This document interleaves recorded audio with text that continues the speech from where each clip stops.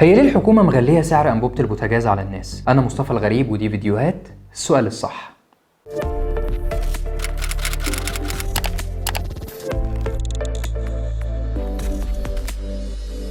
هو معقول يبقى عندنا حقل ظهر وبنصدر غاز ومحققين ايرادات بحوالي 8 مليار دولار وانا اروح اشتري الانبوبه ب 90 ولا ب 120 جنيه؟ السؤال ده اتكرر كتير في التعليقات على الفيديو اللي كان عنوانه هو غاز مصر بيروح فين؟ ومن هنا كان مهم ان يكون في فيديو منفصل نشرح فيه اللي بيحصل. خلينا بس في الاول نوضح حاجه مهمه يمكن كتير مش واخدين بالهم منها. الغاز الطبيعي بيختلف عن الغاز اللي في الانبوبه اللي حضرتك بتشتريها. التاني ده اسمه غاز البوتاجاز، وعلشان حضرتك تفتح الانبوبه وتلاقي شعله بوتاجازكو اشتغلت وتعمل كوبايه شاي كده بمزاج وتيجي تسمعني بروقان، الانبوبه دي قبل ما توصل لك بتمر بمراحل كتيره، من اول الانتاج او الاستيراد غير التعبئه والشحن والنقل لحد ما تتركب عندك في الشقه. فهي سلسله طويله وكل حلقه منها بيكون لها رسوم. طيب ايه برضو اللي بيرفع سعرها؟ علشان نقدر نجاوب على السؤال ده محتاجين الاول نسال هو اصلا سعر الانبوبه بيتحدد على اساس ايه؟ اولا سعر الانبوبه مرتبط باسعار الوقود. مش بس كده، السعر اللي بيتقال لك وبتدفعه في الانبوبه مش ده السعر الحقيقي اللي الدوله متكلفاه. في الوقت اللي كان فيه الانبوبه ثمنها 65 جنيه كانت بتكلف الدوله 150 جنيه،